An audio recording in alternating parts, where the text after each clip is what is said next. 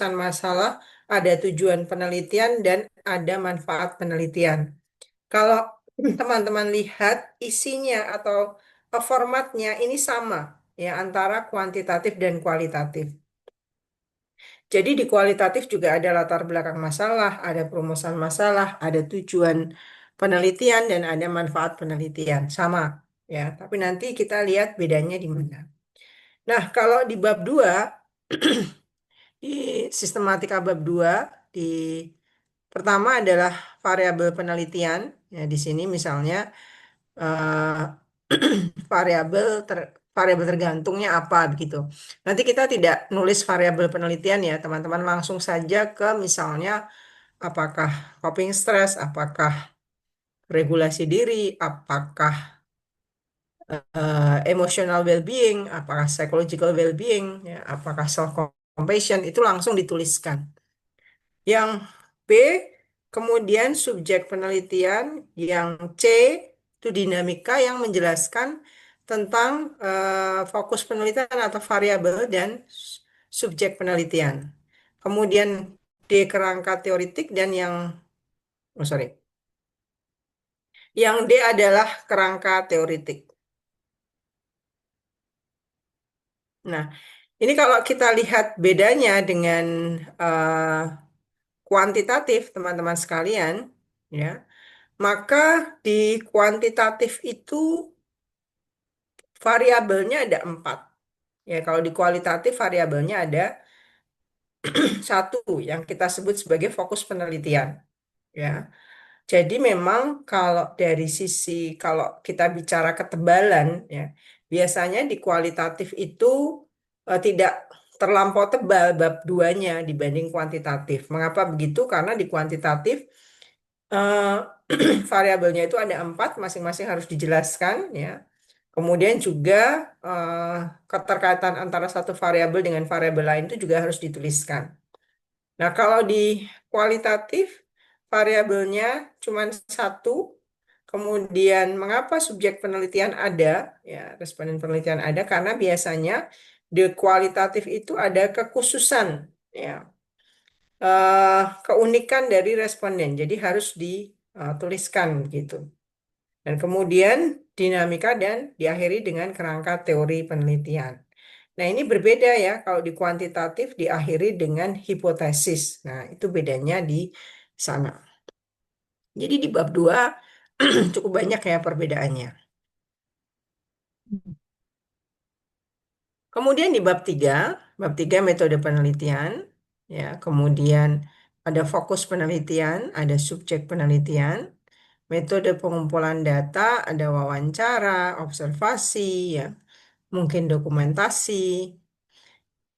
Kemudian ada rancangan penelitian yang meliputi persiapan penelitian dan pelaksanaan penelitian. Kemudian ada metode analisis data dan diakhiri dengan keabsahan data. Nah, ini berbeda ya, cukup banyak perbedaannya dengan penelitian di kuantitatif sistematikanya. Kemudian, oh ya, ada pertanyaan penelitian di bagian H. Nah, kemudian bab 4. Nah, ini bab 4 juga berbeda ya, teman-teman ya. Jadi kalau dilihat itu yang persis sama itu hanya bab 1 dan bab 5. Sebentar, teman-teman.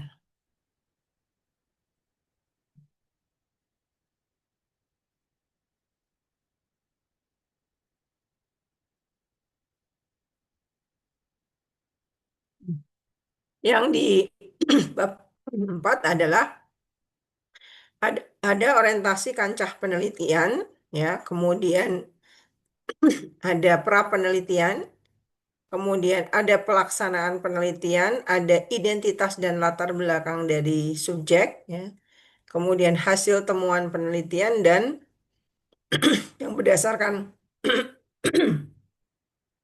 wawancara dan observasi atau dokumentasi jika ada. Kemudian ada rangkuman hasil wawancara, rangkuman hasil wawancara dan uji keabsahan data, kemudian analisis per tema dan diakhiri dengan pembahasan umum.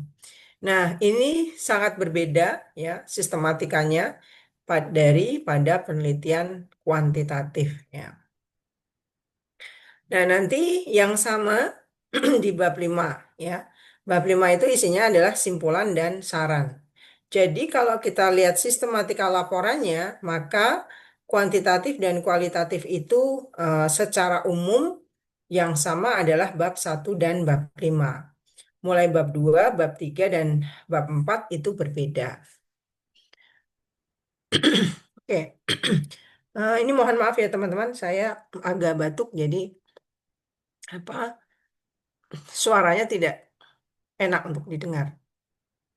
Bab 1 pendahuluan latar belakang masalah. Apa sebenarnya isi dari latar belakang masalah? Latar belakang dalam satu penelitian merupakan pengantar mengenai penelitian yang dijalankan. Jadi, Bapak Ibu di latar belakang masalah itu menjelaskan sebenarnya apa fenomena yang sedang diteliti itu apa sih begitu ya.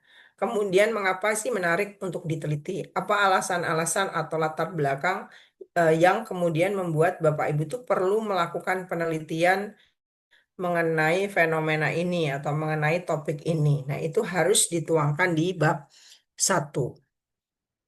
Ini dia memberikan gambaran tentang masalah yang menjadi perhatian peneliti dan sesuai dengan perspektif keilmuan peneliti. Yang dimaksud dengan perspektif keilmuan peneliti itu ya, kalau karena teman-teman ini, Bapak Ibu sekalian ini adalah mahasiswa Magister Sains Psikologi, keilmuannya adalah psikologi ya harus membuat sesuai dengan perspektif keilmuan psikologi berarti ya. Jadi eh, alur berpikirnya, topik yang dikupas ya itu adalah yang sesuai dengan psikologi. Kemudian eh, isinya melihat keadaan secara umum di masyarakat yang banyak terjadi. Kemudian mengungkapkannya dalam kajian ilmiah. Ya, jadi Bapak Ibu melakukan penelitian itu tidak serta-merta ya. Jadi misalnya semester ini disuruh bikin proposal, ya langsung nanti bikin proposal gitu. Tanpa melakukan observasi, tanpa melakukan eh, kajian-kajian, bacaan-bacaan teori, tanpa melakukan wawancara dengan satu dua orang, ya langsung saja. Nah, itu tidak benar. Ya, harusnya sebelum Bapak Ibu memutuskan mau bikin apa, Bapak Ibu itu telah apa namanya, melakukan pengamatan ya. Bahkan mungkin proses pengamatan itu diawali sejak semester 1 ya, atau malah mungkin bahkan sebelum mendaftar sebagai mahasiswa. Nah, pengamatan itu dilakukan, kemudian fenomenanya dipelajari ya. Nah, kemudian baru dituliskan di dalam eh, latar belakang. Kemudian bagaimana mengetahui fenomena yang ada. Ya, jadi eh, dalam latar belakang ini juga ada wawancara ya. Maka eh, pertanyaannya adalah misalnya subjek itu dalam kaitannya dengan coping stres misalnya seperti apa. Kemudian bagaimana ketika dia berhadapan dengan stresor, coping stresnya seperti apa. Dia menyelesaikan problemnya dengan cara seperti apa. Nah, ini dituangkan di dalam bab 1. Nah, hal-hal yang perlu dituliskan dalam sebuah pengantar ataupun latar belakang masalah adalah menyatakan pentingnya atau persoalan yang membuat penelitian ini menjadi perlu untuk dilakukan. Jadi harus ditekankan sekali ya Bapak Ibu di latar belakang bahwa penelitian teman-teman ini sangat penting, sangat relevan, memiliki kebermanfaat yang besar bagi masyarakat gitu. Sehingga ya penelitian ini harus dilakukan. Nah, ini yang kadang-kadang kurang ya, kurang di highlight ya pada teman-teman yang mengerjakan latar belakang. Nah, kemudian langkah berikutnya adalah memberikan bukti-bukti tentang apa yang sudah diteliti atau dikaji tentang masalah bersangkutan. Nah, ini bisa berisi wawancara ya kepada responden dan juga review dari penelitian-penelitian terdahulu ya yang dimasukkan di dalam latar belakang. Dalam latar belakang harus ada pengambilan data lapangan awal ya yang merupakan hasil wawancara dengan subjek penelitian atau partisipan. Kemudian ditranskrip ya, dianalisis, diberi kode berkas. Ini contohnya seperti ini. Jadi di dalam sebenarnya kalau di kita ya kuantitatif maupun kualitatif itu harus ada wawancaranya ya. Apa kok nggak boleh hanya jurnal-jurnal saja gitu ya, kajian-kajian penelitian terdahulu saja gitu. Nah, eh, karena biasanya penelitian terdahulu itu tidak sesuai konteks lapangan yang pada saat ini kita teliti. Jadi boleh memasukkan penelitian-penelitian.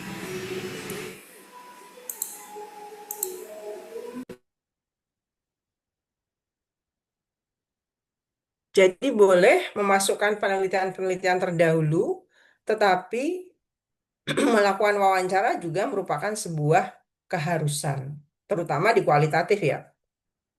Jadi di kualitatif, wawancara pendahuluan itu kepada tiga responden ya, bukan tiga responden, kepada responden yang akan dijadikan responden penelitian sampai akhir. Jadi responden penelitian di kualitatif itu ikut dari awal sampai selesai eh, penelitian.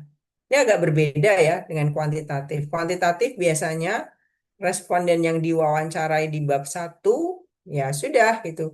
Ini bisa berbeda dengan mereka-mereka yang diambil datanya nanti pada saat penelitian utama di setelah bab 3 ya. Nah, kalau di kualitatif tidak. Ini harus dibawa dari sejak apa namanya? Pembuatan bab satu, wawancara bab satu sampai nanti wawancara utama setelah bab 3. Nah, ini bisa diperhatikan ya. Di bab satu ini ada proses pengambilan data. Kemudian, wawancara dilakukan untuk mengungkap data awal tentang fenomena yang akan diteliti. Ke semua subjek yang akan dijadikan subjek penelitian diambil datanya sejak bab satu. Nah, setelah diambil datanya dan dinarasikan, seperti contoh, lalu disimpulkan agar terlihat muara masalahnya. Sebenarnya ada masalah apa begitu ya. Nah, kemudian ini contohnya misalnya, jadi berdasarkan hasil wawancara terhadap tiga subjek dapat disimpulkan bahwa ketiganya menerima kondisi bla bla bla bla. Jadi ditampilkan sampai perbedaannya. Ya.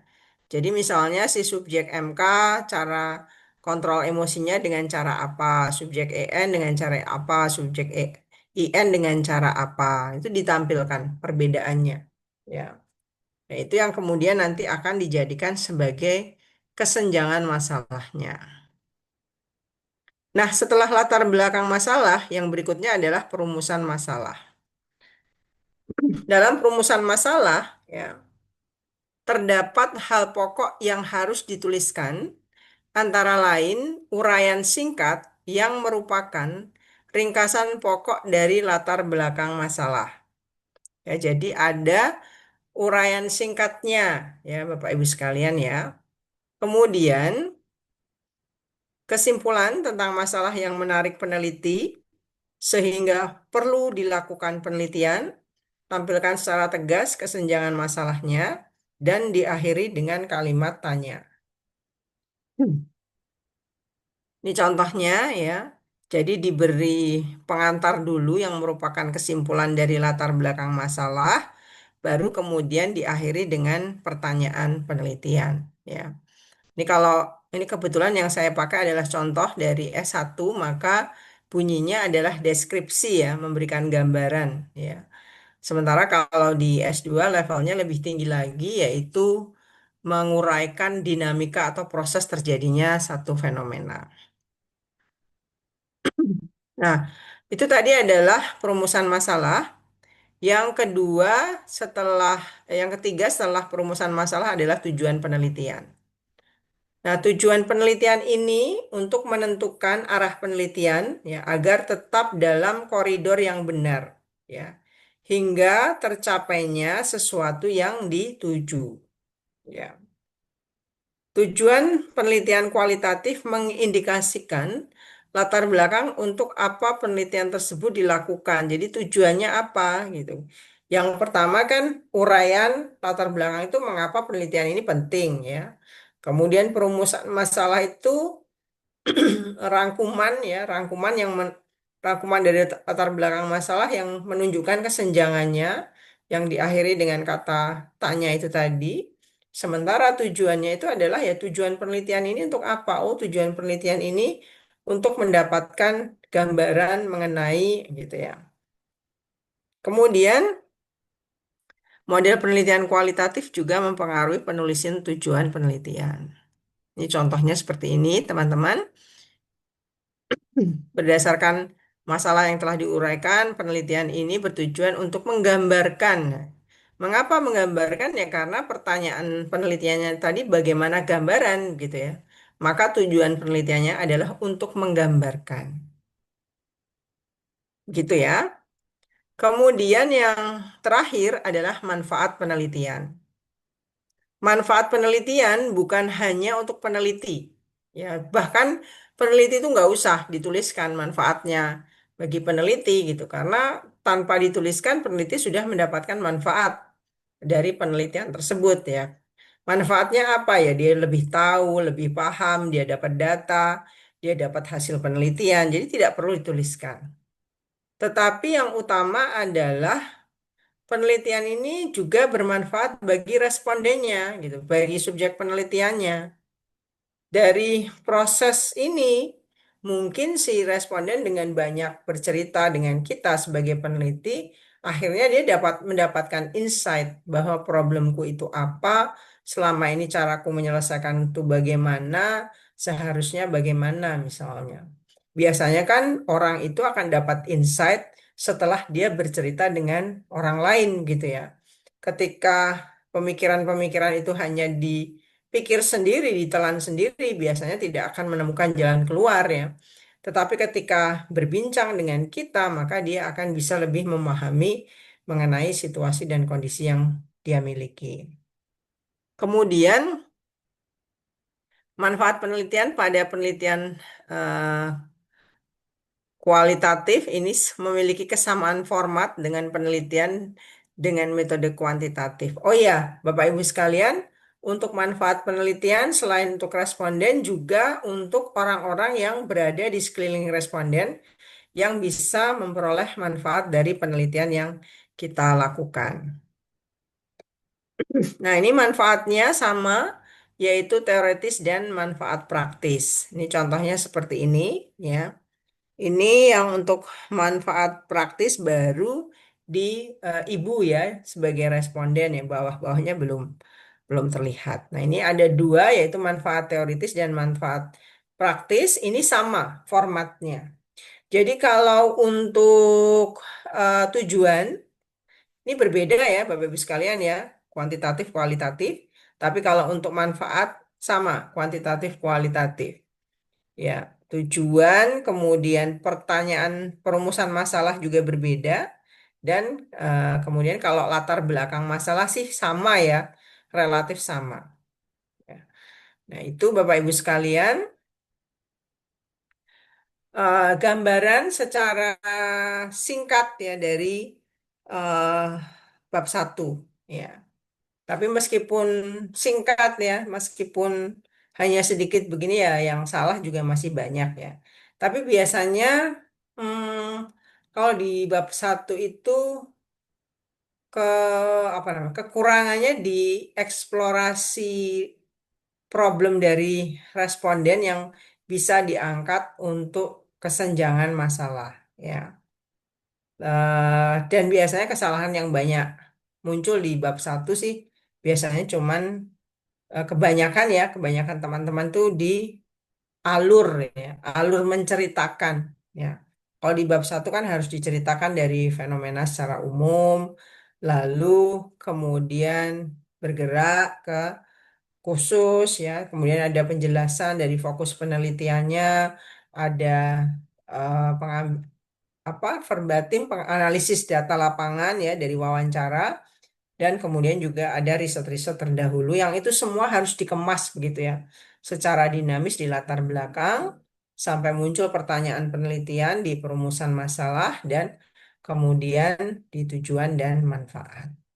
Demikian Bapak Ibu sekalian, materi saya untuk bab satu tidak banyak ya, karena memang bab satu isinya juga tidak terlampau banyak gitu.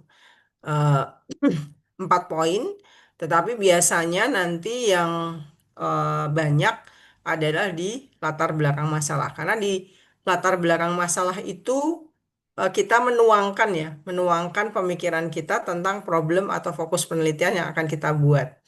Nah, biasanya membuat bab satu itu agak sulit ya. Ya. Tetapi sebenarnya kalau Bapak Ibu sudah melakukan proses pengamatan tentang fenomena, sudah banyak membaca teori maupun hasil-hasil riset ya, sudah ada bahan untuk eh, verbatim wawancara, yaitu tinggal dikemas atau diolah saja begitu. Baik Bapak Ibu sekalian, apakah ada pertanyaan untuk bab satu? Izin bertanya, Ibu. Monggo, Mas. Eh, nggih.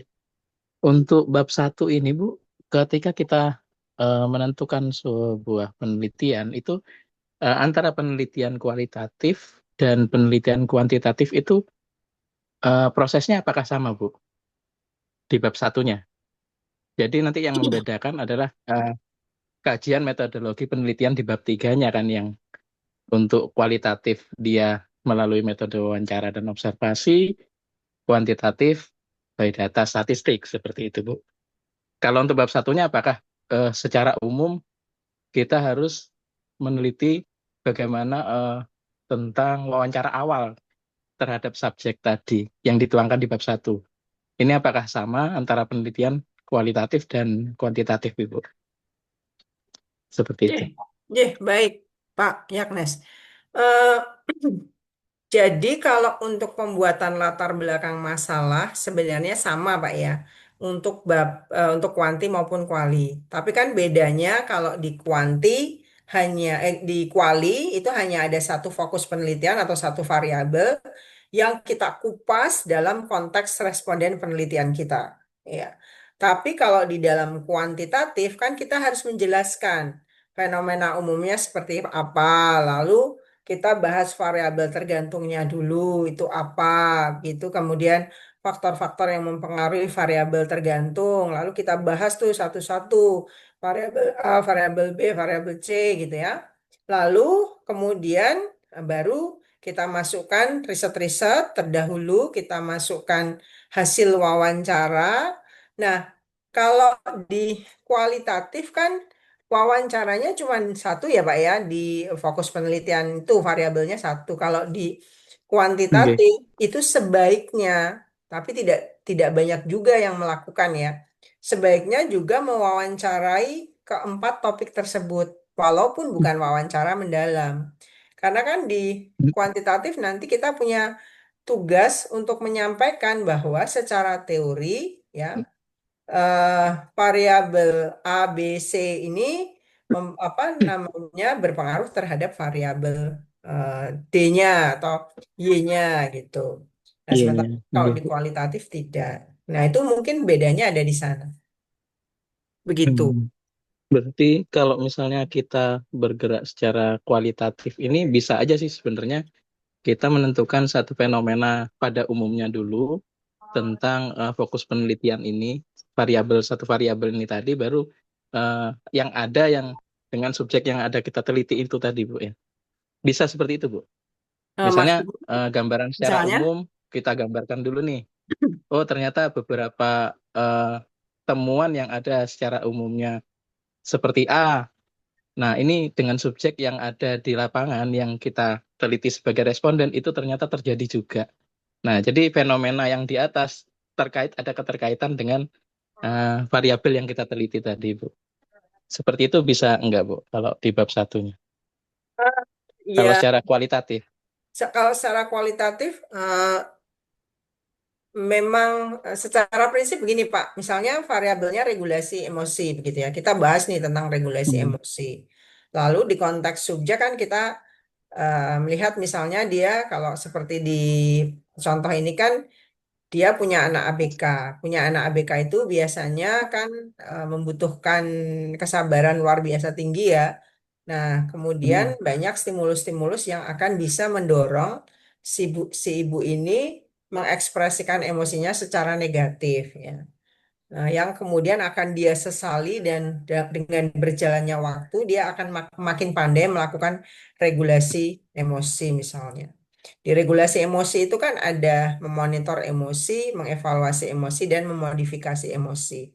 Nah, biasanya pada orang-orang yang berhadapan dengan stimulus-stimulus yang memicu ekspresi emosi negatif, mungkin bisa saja dalam proses perjalanan hidupnya dia akan bisa mulai mengendalikan diri gitu ya, mengendalikan emosi sehingga ekspresi emosinya tidak lagi menjadi negatif tetapi ekspresi emosi yang positif.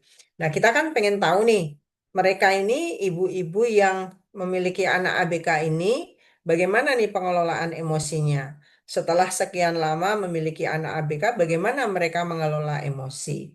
Nah, sehingga kalau di latar belakang ya berarti diuraikan dulu anak ABK itu seperti apa. Kemudian orang tua yang memiliki anak ABK itu seperti apa situasi psikologisnya, ya. Kemudian di dalam proses pengasuhannya, mendampinginya, bagaimana situasi-situasi psikologis yang dihadapi. Nah, lalu sampai kepada misalnya bahwa mereka mengalami situasi-situasi yang mengakibatkan sering memunculkan ekspresi emosi negatif seperti marah, ya, jengkel, kemudian macam-macam lah ya, sedih, kecewa, kemudian dan lain-lain sebagainya. Nah, tapi kan dengan berjalannya waktu, ya, apa namanya ekspresi emosi ini kan bisa saja berubah ya karena mereka belajar ya belajar dari apa namanya kehidupan yang dia jalani gitu. Misalnya ketika dia melakukan marah gitu ya, lalu dia menyesal karena bagaimanapun yang dimarahi adalah anak yang dia cintai begitu. Sehingga kemudian dari proses itu dia memperbaiki diri dan seterusnya.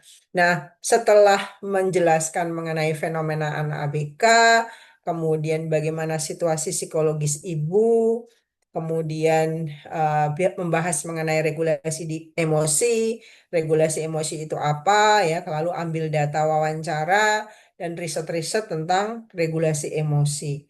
Nah, nanti dari sana Pak akan ketemu bahwa kalau fenomenologi ya Pak, kalau regulasi emosi si A bagaimana, si B bagaimana, si C bagaimana gitu. Sehingga nanti akan ketemu Pak perbedaan antara ketiga ketiga atau kelima responden misalnya ya. Jadi Ke, yang satu ya, yang responden.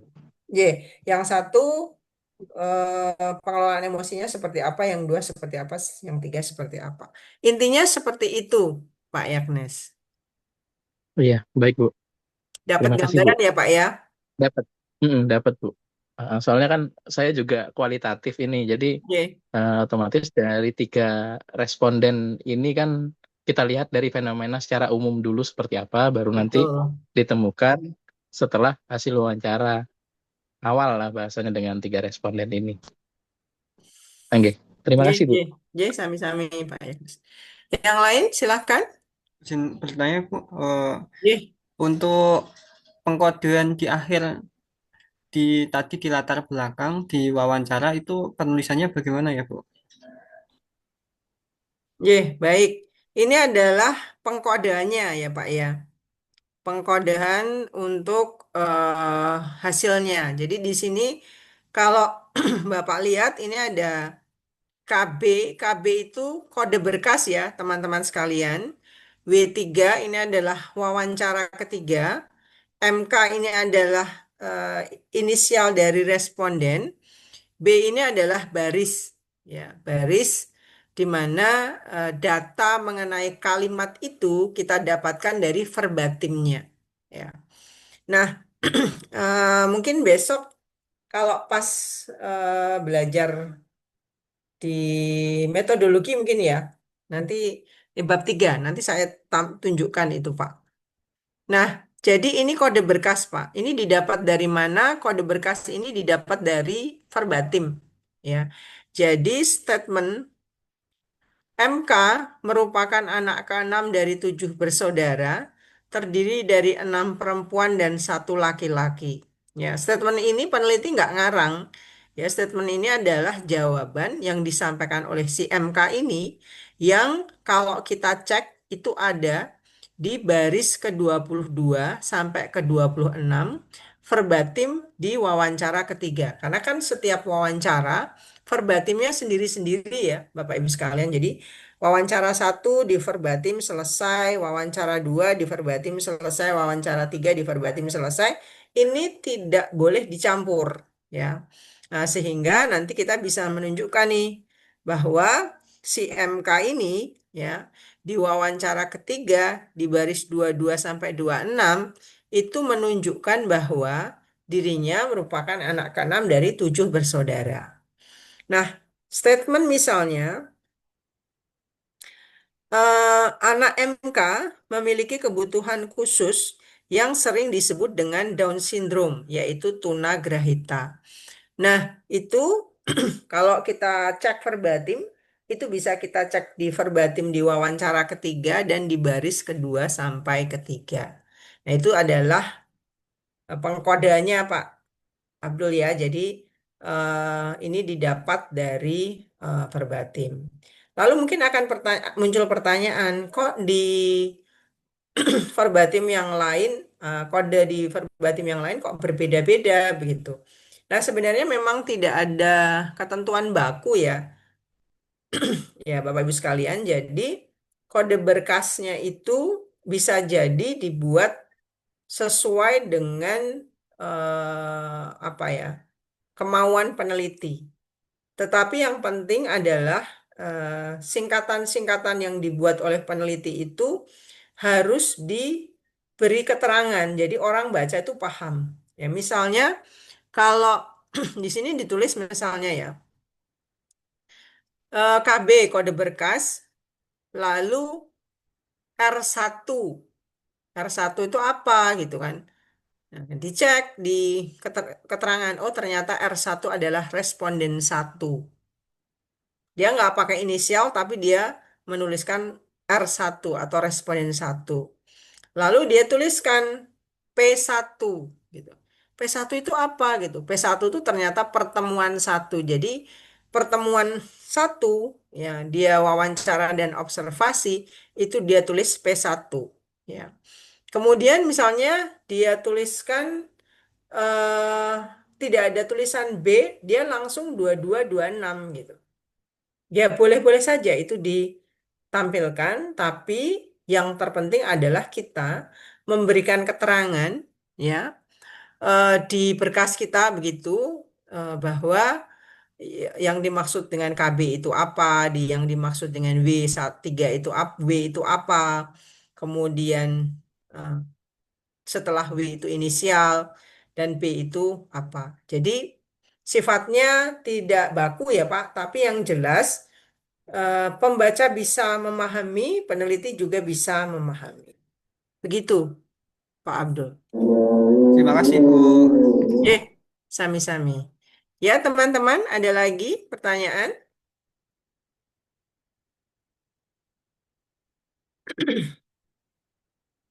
Sudah? Tidak ada pertanyaan lagi? Ya, baik. Saya Oh, akan mengambil Bu, kesimpulan dalam. Bu, komisi itu Ya, tadi MK itu nama dari subjek atau bagaimana ya, Bu? ya, Yang MK di, nama ya, subjek. J, di penelitian ini, MK ini adalah inisial. Jadi, inisial Oh, oke. dari si subjek atau responden. Karena kan kalau di kualitatif sebaiknya kita menjaga betul kerahasiaan dari responden kita ya. Jadi misalnya di lampiran ya tidak perlu mencantumkan nama ya. Inisial saja cukup begitu. Tapi memang nanti kalau di inform consent itu mungkin perlu ditanya apakah kemudian kita boleh eh, menuliskan nama lengkap atau responden maunya inisial saja ya. Terus tetap ada tanda tangan yang pada prinsipnya begini ya. Pada prinsipnya kita tidak boleh eh, apa namanya, membahayakan responden kita dengan menampilkan identitasnya di laporan penelitian kita. Karena kan meskipun penelitian kita itu hanya dimasukkan ke perpus, tapi kan orang bisa masuk ke perpus ya dan baca. Sehingga kayak nama lengkap ya, kemudian alamat lengkap itu tidak perlu dicantumkan. Ya cukup daerahnya saja. Kalau mau nama ya mungkin nama depannya saja kalau boleh itu. Kalau kalau boleh ditampilkan nama tanpa inisial mungkin nama depannya saja, nama tengahnya saja begitu. Jadi tidak usah nama lengkap. Tanggal lahir juga tidak usah tanggal lahir yang lengkap gitu. Mungkin cukup bulan dan tahunnya saja begitu. Jadi prinsipnya kita harus menjaga kerahasiaan dari responden kita. Sebenarnya yang terpenting adalah pada saat ujian ya, pada saat ujian Anda bisa menunjukkan bahwa proses penelitian itu benar-benar terjadi dan proses pengambilan data itu benar-benar terjadi. Nah, setelah itu, setelah dosen pengujinya melihat bukti-buktinya, itu tidak Anda cantumkan di laporan juga tidak apa-apa. Terkait dengan lampiran yang data lengkap dari responden itu ya, tapi kalau verbatimnya harus lengkap. Begitu, Mbak. Siap, terima kasih Ibu. Sami-sami. Baik, teman-teman, ada lagi sebelum saya akhiri?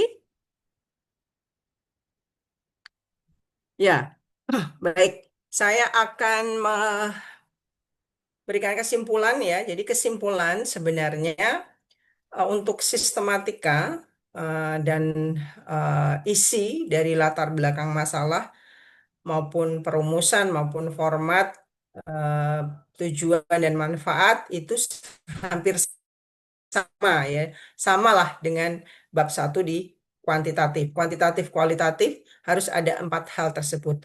Nah, tapi mungkin bedanya adalah di latar belakang dan perumusan gitu ya, secara detail ya, perbedaan secara detail. Kalau di kuanti eh, ada 4 variabel ya, di mana keempat variabel itu harus dituliskan gitu ya, alur-alur berpikirnya. Sementara kalau di kualitatif, karena hanya ada satu variabel, maka ya ceritakan saja fenomena terkait dengan yang fokus penelitian yang mau diteliti, kemudian hasil wawancara respondennya agak dalam ya dibanding dengan kuantitatif, ya lalu diakhiri dengan kesenjangan, perumusan masalah dan lain-lain sebagainya. Jadi hampir sama ya poin-poin yang harus diisi. Cuman mungkin beda redaksionalnya saja gitu. Kalau yang eh, kuantitatif itu biasanya nanti menguji secara empiris ya. Kalau 4 variabel itu umumnya ya yang di USM itu, psikologi sains USM itu ada 7 ya pertanyaan ya. Kemudian 7 tujuan. Nah, kalau di kualitatif ya biasanya hanya 2, 3 ya. Tidak sebanyak di kuantitatif. Begitu teman-teman sekalian, saya akan stop share. Baik, jika tidak ada pertanyaan lagi, saya kira cukup pertemuan kita di hari ini. Terima kasih sudah bersedia meluangkan waktu untuk kuliah bersama saya. Kita ketemu kembali di lain kesempatan untuk membahas bab 2, bab 3, 4, 5, dan seterusnya. Baik, terima kasih. Selamat malam, selamat beristirahat.